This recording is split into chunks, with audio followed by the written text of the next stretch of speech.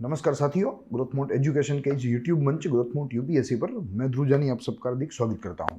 आज इस विशेष श्रृंखला के 57वें लेक्चर के दौरान हम लोग एक और महत्वपूर्ण कानून को यहाँ पढ़ेंगे। उसका एक होलिस्टिक अप्रोच से एक कॉम्प्रिहेंसिव अध्ययन करेंगे। जैसे आपको दृश्यमान है, keg controller and auditor general यानी कि महालेखा निरीक्षक, महालेखा परीक्षक, उनकी जो नौकरी है, नौकरी संबंधी शर्तें हैं, उनका दायित्व और उनकी शक्तियाँ जिस कानून के द्वारा सुनिश्चित की गई है, वो कानून को हमें यहाँ आज पढ़ना है। सेम मोडस ऑपरेंडी से जैसे इस विशेष श्रृंखला में हम अलग अलग कानूनों की पढ़ाई करते हैं, क्योंकि अगर आप संधि सेवा के जो है अभ्यर्थी है, संधि सेवा की परीक्षाओं की तैयारी कर रहे हैं, साथ ही में न्यायिक परीक्षाओं की तैयारी कर रहे हैं, तो आपको यहाँ ये अप्रोच जो है वो बहुत ही फायदेमंद साबित होगा। यहाँ हम लोग एक होलिस्टिक अप्रोच से कॉम्प्रिहेंसिव जो है एक पर्सपेक्टिव से पूरे कानून को देखते हैं, जिनमें सबसे प्रथम उसके परिचय के बारे में, उसकी पृष्ठभूमि देखते हैं, प्लस उसके मुख्य उद्देश्यों को देखते हैं, फिर प्रमुख प्रावधानों की चर्चा करते हैं।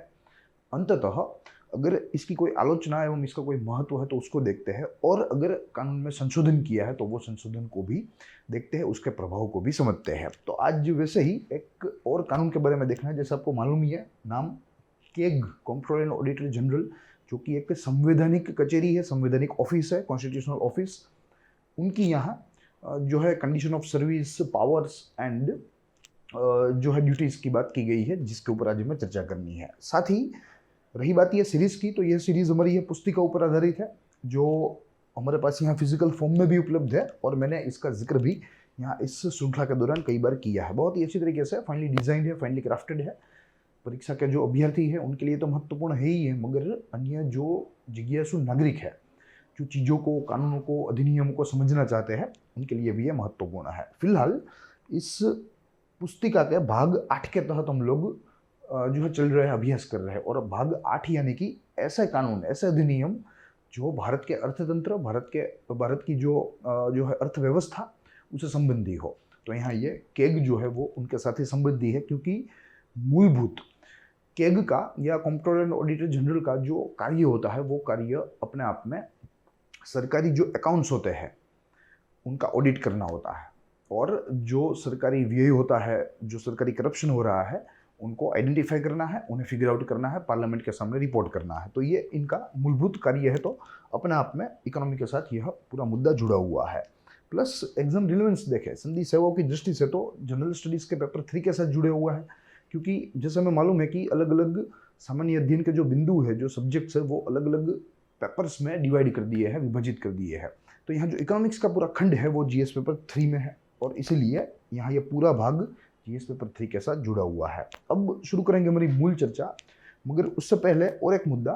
ये तो बात रही यूट्यूब की, यूट्यूब पर वीडियो की, मगर अगर आप चीज़ों को पढ़ना चाहते हैं तो growthmodeeducation.com विजिट कीजिए। वहाँ आपको चीज़ें रिसर्च कंटेंट के फॉर्म में ब्लॉग के रूप में आपको प्राप्त होगी। आप वहाँ से चीज़ों को स्पष्ट कर पाएंगे। जो है ऐसा कानून या अन्य कोई ऐसी संधि सेवाओं संबंधी कोई भी ऐसी माहिती हो, यानी कि परीक्षा संबंधी माहिती हो, जो कंटेंट हो, वो आपको वहाँ से प्राप्त होगा। Plus you can get introduction to examination as well. ठीक है, आप growthmodeeducation.com के ऊपर आइए, विजिट कीजिए, लॉगिन रजिस्टर कीजिए, और एग्जामिनेशन से जो है पूरी प्रक्रिया उससे परिचित हो है, और एग्जामिनेशन जो रिसोर्सेस है उसका भी एक्सेस प्राप्त कीजिए, उस तक भी पहुँचे।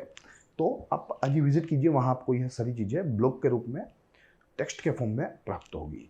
अब शुरू करेंगे हमारी बात इंट्रोडक्शन से। काफ़ी सारी चीज़ें देखनी है, मगर माइंड मैप के रूप में देखेंगे तो चीज़ें स्पष्ट भी होगी और हमें याद रखने में भी आसानी रहेगी। देखेंगे, सबसे प्रथम बिंदु कहता है कि controller and auditor generals duties, powers and condition of service act 1971 defines duties and power of keg of India. Yes, it actually defines. इस कानून के तहत, इस अधिनियम के तहत कंट्रोलर एंड ऑडिटर जनरल की जो शक्तियां हैं, उनका जो दायित्व है, वो यहाँ सुनिश्चित किया गया है इस अधिनियम से।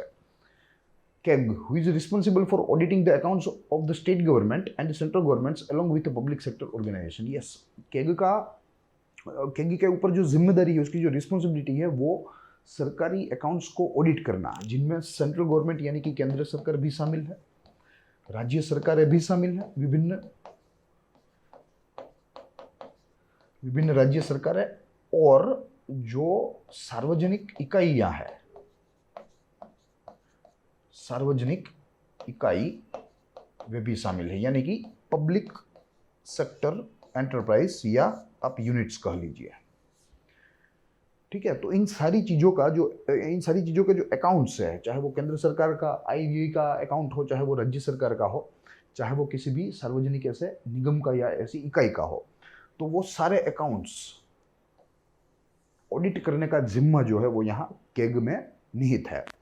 This act deals with aspect such as salary, term of office and duties of the CAG. Yes, इस कानून में विशेषतः 3-4 चीज़ों के ऊपर चर्चा की गई है जो कि केग संबंधी है, जिनमें केग का जो है उनकी तनख्वाह वो यहाँ तय की जाती है।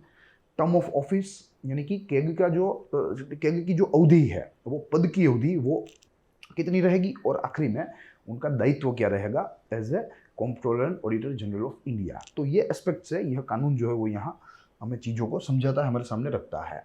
उसके पश्चात देखें तो office of keg is an constitutional office. Yes, यह एक संवैधानिक संस्था है, यह वैज्ञानिक भी नहीं है मगर संवैधानिक संस्था है। और हमें मालूम होना चाहिए कि जो संवैधानिक संस्था होती है उनका महत्व जो है वो बहुत ही ज़्यादा होता है। जैसे आप समझ लीजिए कि जो इलेक्शन कमीशन ऑफ इंडिया है वो एक संवैधानिक ऑफिस है, उसका महत्व अधिक है, उसके ऊपर जिम्मेदारी भी अधिक है, उसकी शक्तियाँ भी अधिक है। फिर वेरियस कमीशंस, चाहे वो केंद्र स्तर पर यूपीएससी ले लीजिए आप, पब्लिक सर्विस कमीशंस, चाहे स्टेट पब्लिक सर्विस कमीशंस ले लीजिए। ठीक है, तो ये सारे संवैधानिक है और इसलिए उनके कार्य की जो शैली है वो अलग है, उनकी शक्तियाँ हैं वो भी अलग है, ज़्यादा है। Article 148 of Indian Constitution provides that there shall be comptroller and auditor general who is appointed by the President of India. Yes, तो ये जिक्र यूनियन नामक एक अध्याय है हमारे कॉन्स्टिट्यूशन में। ठीक है, उसमें जो है यह धारा पड़ती है और उस धारा में यह जिक्र है कि भारत में या भारत को एक कंट्रोलर एंड ऑडिटर जनरल होना चाहिए जिसकी नियुक्ति भारत के राष्ट्रपति के द्वारा होनी चाहिए। तो ये एक शर्त यहाँ आर्टिकल 148 में निहित है, ये चीज़ें हमें याद रखनी है।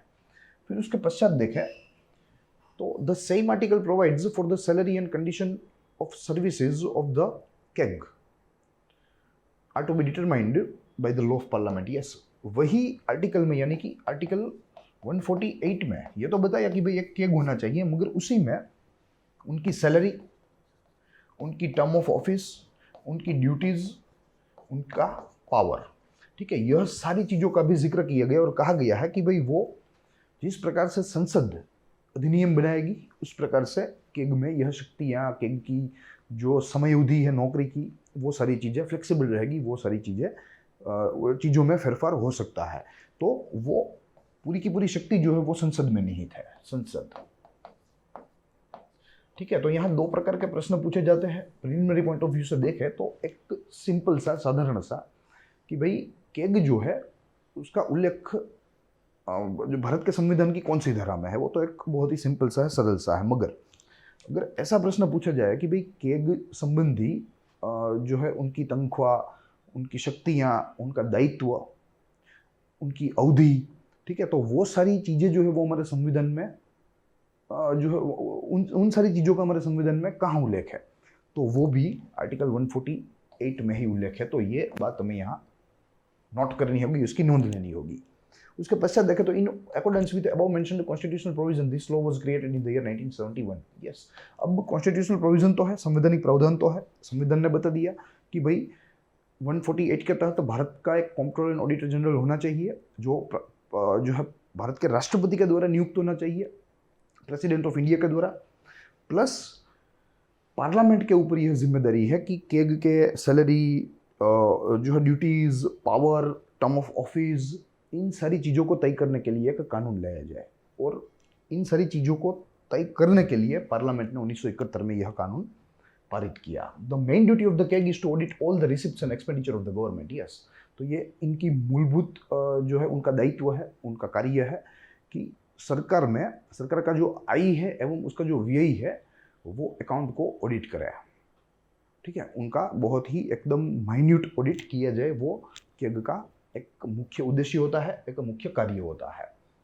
ठीक है, तो ये बात रही केग एवं उनके इंट्रोडक्शन की। एक बिंदु छूट रहा है जो कि कहता है कि CAG is also responsible for auditing any government owned corporation and any company in which central government has a stake of at least 51%। यानी कि जहां जहां सरकारी कंपनी की मेजर होल्डिंग होगी, सरकार का जो होल्डिंग मेजर होगा यानी कि 51 से अबव, उनको और public sector enterprise, public sector corporations, उन दोनों के ऑडिट करने की जिम्मेदारी का कार्य भी केग में निहित है। तो अपने आप में केग जो है वो पूरे सरकारी तंत्र के जो आय और व्यय होता है, उसका जो हिसाब होता है, उसका ऑडिट करने वाला है, उसकी ऑडिट करने की जिम्मेदारी उनको मिली हुई है। तो ये बात रही इसके इंट्रोडक्शन की। अब देखें बैकग्राउंड, तो फिर से माइंड मैप के तहत 4-5 बिंदु है जो कि हमें समझना है, जिनमें सबसे प्रथम बिंदु कहता है the system of auditing in India dates back to 19th century. ठीक है, 19वीं शताब्दी से भारत में ऑडिट जो है वो धीरे धीरे शुरू हो गया, क्योंकि it was a colonial legacy,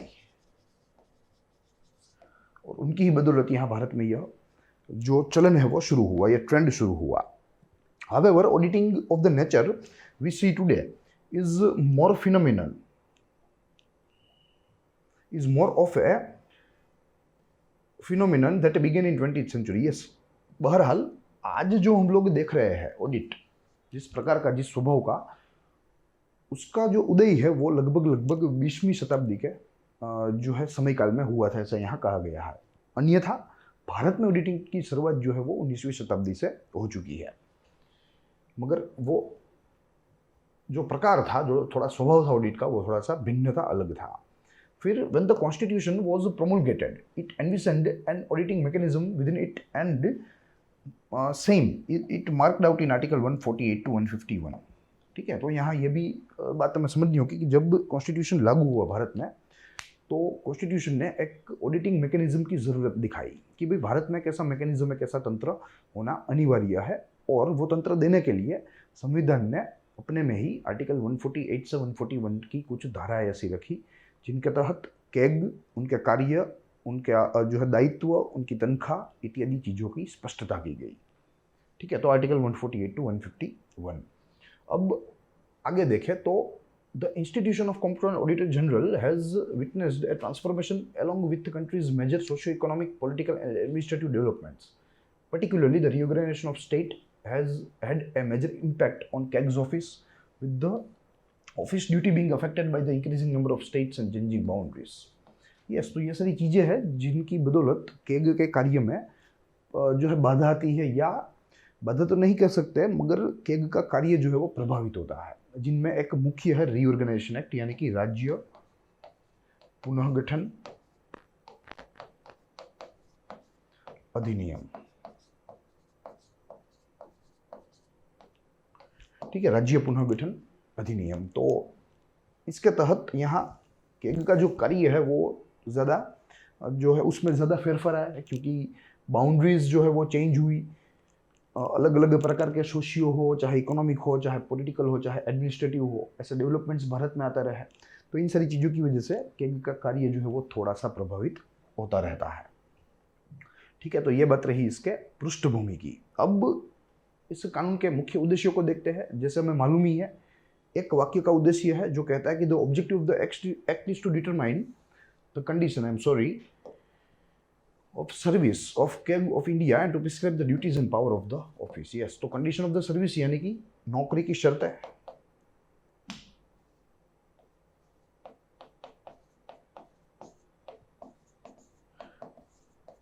नौकरी की शर्त है, एवं ड्यूटीज एंड पावर्स यानी कि उनकी फर्ज या दायित्व, कर्तव्य एवं उनकी शक्तियां। तो इन सारी चीज़ों को स्पष्ट करने के लिए, इन सारी चीज़ों को स्थापित करने के लिए यहाँ एक कानून लाया गया था। उसके पश्चात देखें तो important provisions of the act are. तो अब हमें प्रमुख प्रावधानों की बात करनी है कि किन किन प्रावधानों का यहाँ जिक्र किया गया और किन किन प्रावधानों की मदद से केग को यह सत्ताएं दी गई है, जिनमें सबसे प्रथम परिभाषाओं की बात है। The definitional clause of this act is quite limited and the important definitions are that of accounts. यानी कि एक अकाउंट की डेफिनेशन यहाँ दी गई है। वैसे बहुत ही संक्षिप्त डेफिनेशंस दी गई है, मगर उनमें से यह एक महत्वपूर्ण है, जिनमें सबसे प्रथम है अकाउंट की definition, which means the commercial undertakings of the government that includes trading, manufacturing, and profit and loss accounts and any other related balance sheets. ठीक है, तो अकाउंट्स जो है वो इसकी परिभाषा यहाँ सेट की गई है कि भाई which means the commercial undertakings of the government. सरकार के वाणिज्यिक साहसों की बात की गई है, जहाँ ट्रेडिंग चल रहा है, व्यापार चल रहा है सरकार के द्वारा, सरकारी कंपनियों के द्वारा, सरकारी एंटरप्राइज के द्वारा, मैन्युफैक्चरिंग हो रहा है, या प्रॉफिट एंड लॉस का अकाउंट है उनके पास, या ऐसी कोई सिमिलर अदर बैलेंस शीट है। अगर है तो उनके ऊपर केग का ऑडिट हो सकता है। उनके ऊपर केग जो है वो जो है एक प्रकार से आप कह सकते हैं कि ऑडिट का दबाव डाल सकते हैं। फिर उसके बाद एप्रोप्रिएशन अकाउंट, इसकी भी डेफिनेशन दी गई है, which means those accounts which relate to the expenditure bought to account during a financial year that is used for the appropriation of money out of the consolidated fund of India और state और UT funds. ठीक है, तो यहाँ appropriation accounts की भी बात की गई है और उसकी भी परिभाषा दी गई है कि ऐसे अकाउंट्स की जहाँ which relate to the expenditure bought to the account during the financial year. Yes, consolidated fund of India, जैसे आपको मालूम है 3 प्रकार के फंड होते हैं। कंसोलिडेटेड फंड इनमें से एक महत्वपूर्ण है, कंसोलिडेटेड फंड ऑफ इंडिया। तो कहा गया है कि चाहे वो कंसोलिडेटेड फंड ऑफ इंडिया हो या स्टेट हो, अगर इनमें से पैसा एप्रोप्रिएशन या कोई भी अकाउंट में आता है, समझ लीजिए, और उसमें से खर्च हो रहा है एक्सपेंडिचर, ठीक है, तो ऐसे अकाउंट्स एप्रोप्रिएशन अकाउंट्स कहलाएंगे और इनका ऑडिट किया जाएगा। और ये ऑडिट कौन करेगा? तो केग और उसकी ऑफिस करेगी। ठीक है, तो ये दूसरी डेफिनेशन है। उसके पश्चात देखें तो दूसरा भाग कहता है salary and condition of service of the act, which says through this act it has been decided that the KEG will be paid a salary that is equal to the salary of a judge of the Supreme Court। yes, KEG को जो salary प्राप्त होगी वो supreme court के मुख्य न्यायाधीश को जो होगी उसी के समकक्ष, उसी के जो है समान इनको तनख्वाह प्राप्त होगी। Section 4 of the act specifies that the KEG shall hold office for a term of 6 years or until he or she attains the age of 65, which is the age of retirement। yes, तो यहाँ 2 condition दी गई है, which ever is earlier की बात की गई है, या तो 6 वर्ष या तो 65 ईयर्स। ठीक है, विच एवर इज अर्ली। फिर उसके बाद if the CAG wants to resign then he or she must provide in writing resignation letter to the president of India. Yes, क्योंकि इनकी नियुक्ति प्रेसिडेंट के द्वारा हो चुकी है या की जाती है, हम सॉरी, तो अगर उन्हें रिजाइन करना है स्वैच्छिक रूप से तो वे अपना जो है रेजिग्नेशन इन राइटिंग प्रेसिडेंट को दे सकते हैं और इस तरीके से रेजिग्नेशन ले सकते हैं। प्लस यहाँ ये एक प्रिंसिपल की बात आएगी, जो पॉलिटिकल एडमिनिस्ट्रेशन के जो छात्र है या किसी ने पॉलिटिकल एडमिनिस्ट्रेशन का अध्ययन थोड़ा गहराई से किया है, उनको मालूम होगा कि ज़्यादातर 99% जो मामले होते हैं उनमें जिनके द्वारा नियुक्ति होती है उनको ही रेजिग्नेशन लेटर दिया जाता है। ठीक है, तो यहाँ यही रूल लागू है, यही रूल जो है अप्लाइड है। उसका एक ही एग्जम्पशन है, वो रूल जहाँ अप्लाई नहीं होता वो एक ही एग्जम्पशन है, और वो एग्जम्पशन है जो है राज्यसभा के चेयरमैन का, क्योंकि राज्यसभा के चेयरमैन जो है वो पदेन की दृष्टि से उपराष्ट्रपति होते हैं। ठीक है, तो वहाँ ही यह लॉ जो है ये लागू नहीं होगा, यह प्रिंसिपल लागू नहीं होगा। अन्यथा 99% जिनके द्वारा नियुक्ति की जाती है, जिनके द्वारा नियुक्ति होती है, उनको ही रेजिग्नेशन जो है वो देना होता है। फिर उसके बाद देखा तो if a person is still in the employment of government of India when they are appointed as Comptroller Auditor General of India, he or she is deemed to have retired from that particular service upon entering the office of KEG। yes, ठीक है, keg का पद स्वीकारने से अन्य सारे पद जो है वो अपने आप समाप्त हो जाएंगे, क्योंकि यह पद जो है महत्वपूर्ण है, संवैधानिक है, और कॉन्फ्लिक्ट ऑफ इंटरेस्ट ना हो उसका भी यहाँ ध्यान रखा गया है। फिर उसके पश्चात देखें तो section 6 of the act also details the computation of the pension of the person holding the office of KEG after due consideration of the previous service record and previous pension eligibility। ठीक है, तो उनके pension की भी यहाँ चर्चा की गई, उनके लिए भी धारा 6 में प्रावधान दिया गया है। Section C has faced the most amendment in this act, with the pension amount increasing with each passing amendment to accommodate the changing economic needs। ठीक है, तो यहाँ जैसे जैसे समय बढ़ रहा है, जैसे जैसे इन्फ्लेशन का स्तर जो है वो बढ़ रहा है, तो उसी को जो है साथ में रखकर यहाँ इस सेक्शन को ज़्यादा से ज़्यादा बार अमेंड किया गया है, यानी कि पेंशन की जो अमाउंट है उसे प्रति अमेंडमेंट बढ़ाया गया है। जो यहाँ स्पष्ट रूप से लिखा है। फिर उसके बाद देखें तो अदर कंडीशन ऑफ वर्क या other condition of service are defined in section 9 which offer CAG the same benefit as the judge of the Supreme Court, such as traveling allowance, rent-free resident provided by the government, exemption from payment of income tax, यानी कि income tax में से immunity, medical facilities and allowance, ये सारी चीज़ें सरकार के ऊपर है, ये सारा बोझ, ये पूरी कचहरी का, ये पूरे पद का। फिर उसके पश्चात देखें तो duties of the CAG, CAG के कर्तव्य की बात करनी है, उसके दायित्व की। The CAG is responsible for compiling the accounts of the union and each state to render the audit and keep records of the same. ठीक है, तो ये सबसे प्रथम इसकी मूल जो है जिम्मेदारी है कि कैग को केंद्र सरकार का एवं प्रत्येक राज्य सरकार के अकाउंट्स को ऑडिट करना होगा और उनका जो रिकॉर्ड है वो भी रखना होगा। दूसरा, the president either adds to or reduce the number of accounts the CAG has to audit in a year. Yes, यह पूरी की पूरी शक्ति प्रेसिडेंट के हाथ में है कि वो कैग को काम का वितरण करे, कार्य का, कि भाई आपको इस वर्ष में इतने ऑडिट करने हैं, इतने ऑडिट करने हैं। ये सारी शक्तियाँ प्रेसिडेंट के पास है, राष्ट्रपति के द्वारा यह तय किया जाता है कि भाई इस साल कैग जो है वो किन किन एंटिटीज़ का और कितना ऑडिट करेगा। फिर the CAG has to prepare and submit the accounts to the president of India, the governors of all state and the administrator of union territories that have a legislative assembly. Yes, CAG has to prepare and submit, जिसका जिक्र मैंने किया। CAG को सबसे प्रथम तो audit करना होगा, फिर एक रिपोर्ट तैयार करना होगा और उस रिपोर्ट को सबमिट करना होगा। केंद्र लेवल की बात हो तो केंद्रीय विधायिका में, पार्लियामेंट में, और अगर राज्य कक्षा की बात हो, राज्य स्तर पर हो, तो राज्य की विधानसभा में वो उन्हें जो है एक प्रकार से प्रेजेंट करना होगा, सबमिट करना होगा। This accounts must be prepared every year. Yes, और ये प्रतिवर्ष तैयार किए जाने चाहिए।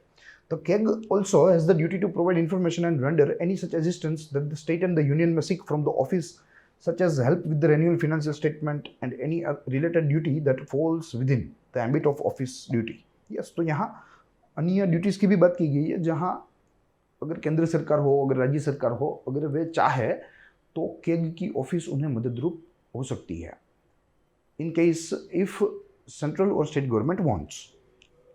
ठीक है, तो ये बात रही इसके ड्यूटीज़ की। फिर प्रोविजंस रिलेटिंग टू ऑडिट की बात करते हैं। उनका जो मुख्य कार्य है वो कार्य संबंधी कुछ प्रावधान है। The CAG has to audit all expenditure from the consolidated fund of India and of each state. Yes, यानी कि कंसोलिडेटेड फंड ऑफ इंडिया होता है, फिर कंसोलिडेटेड फंड ऑफ अलग अलग स्टेट्स होता है।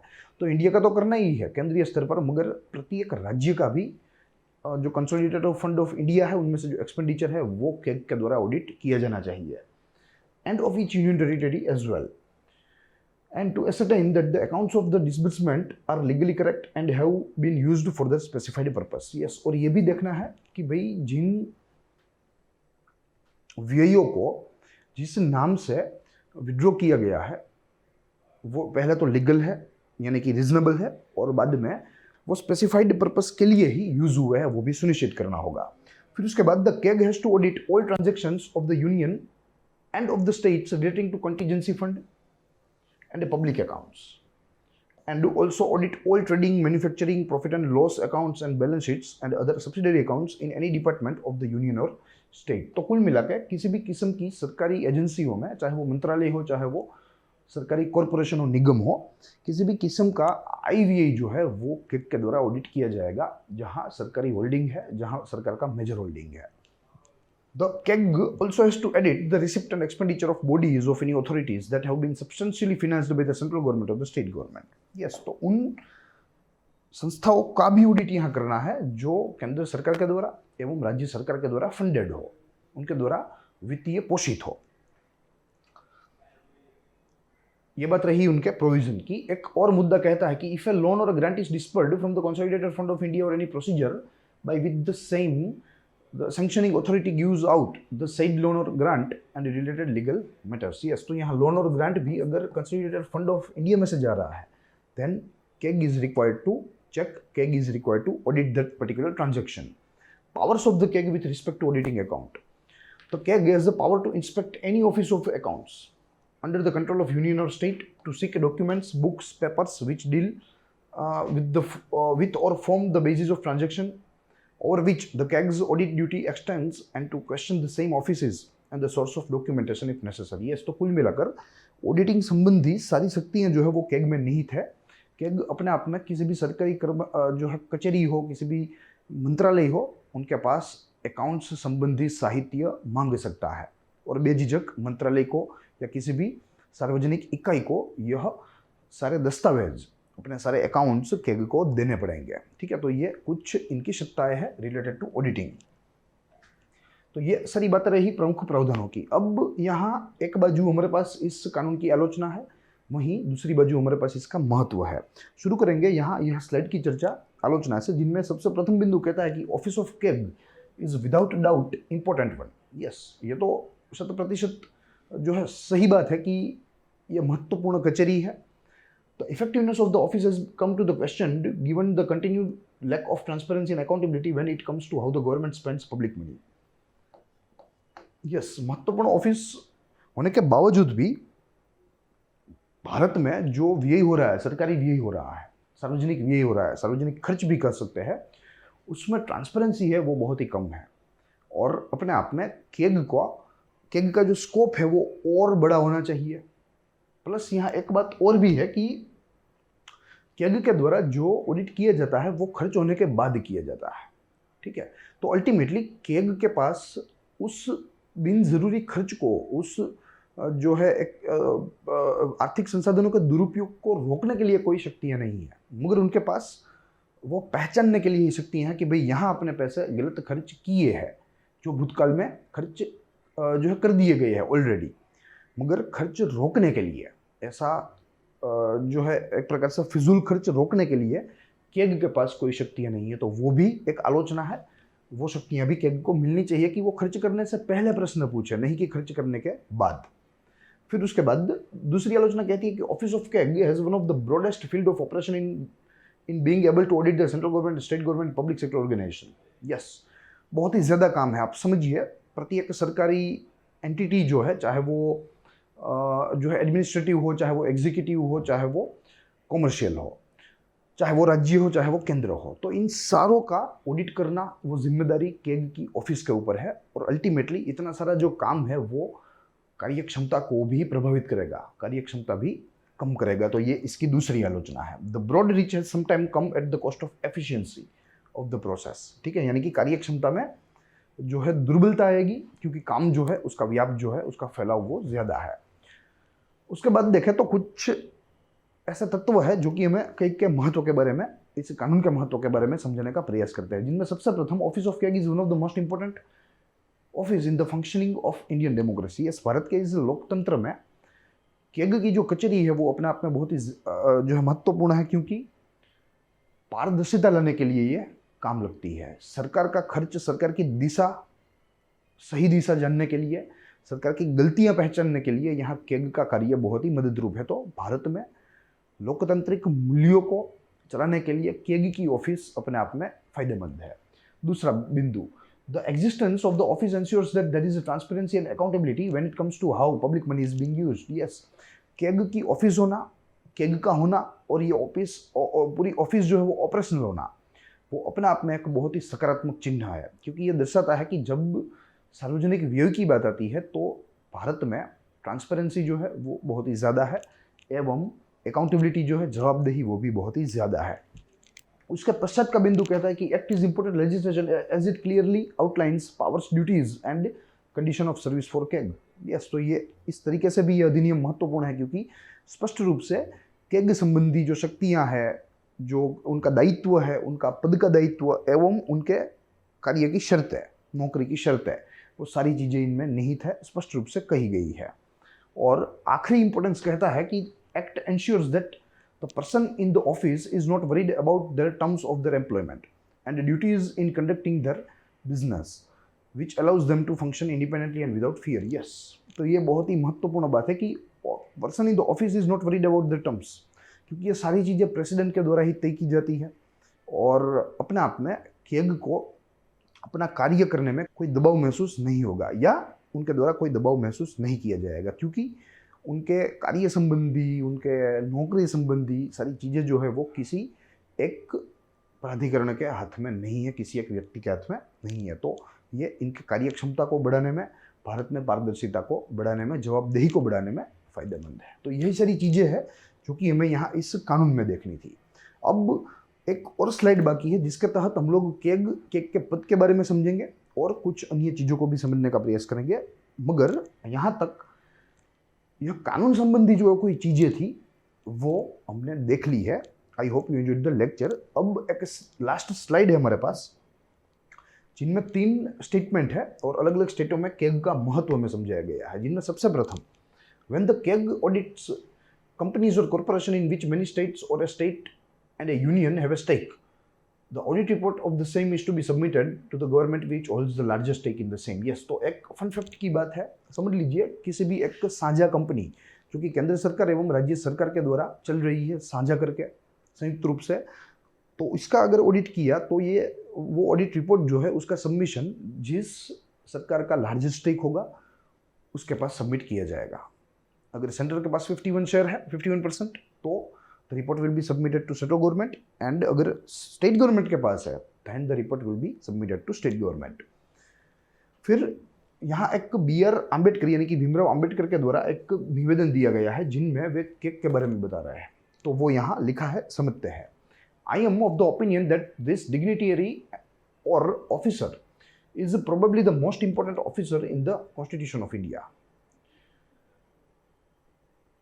या डिग्निटी ऑफ ऑफिस से यहाँ कह सकते हैं, ऑफिसर का कहना जो है उचित नहीं है यहाँ, क्योंकि ये एक अपने आप में कचहरी है, ये एक पद है।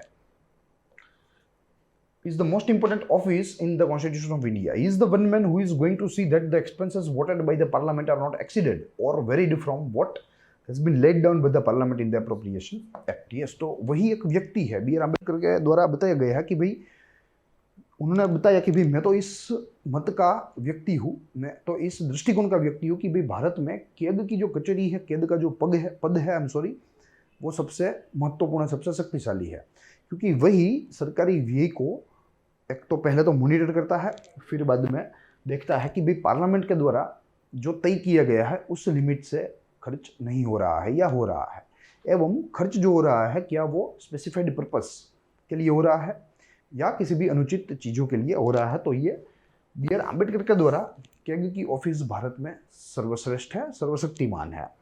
उसके बाद आखिरी बिंदु कहता है कि the office of the controller auditor general is an independent office. Yes, यह एक स्वाधीन है, स्वतंत्र है, that is envisioned and protected under the constitution of India. The CAG is the guardian of the public purpose, ठीक है, public purse, I am sorry, yes, जो सार्वजनिक जेब है, ठीक है, हम लोग टैक्स जो है सरकार को एक प्रकार से जमा करते हैं, तो वो सरकार के पास जो तिजोरी है, ये तिजोरी के गार्डियन है, ये इसके रक्षक है केग, ठीक है। तो ये इनका कुल महत्व है। तो यही सारी चीज़ें थी जो कि आज मैं इस विशेष जो है श्रृंखला के 57वें उपाख्यान में देखनी थी। I hope you enjoyed the lecture. साथ ही अगर आपको किसी भी किस्म के डाउट्स है relating to this acts public administration, तो आप बेझिझक हमें कमेंट बॉक्स में कमेंट कर सकते हैं। हमारी तरफ से आपको जवाब देने का, अच्छे से अच्छा जवाब देने का प्रयास किया जाएगा, आपके डाउट्स को क्लियर करने का प्रयास किया जाएगा।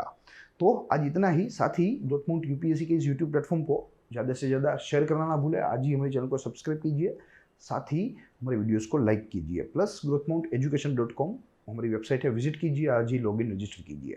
आज इतना ही, हम लोग मिलेंगे, तब तक के लिए जय हिंद, जय भारत।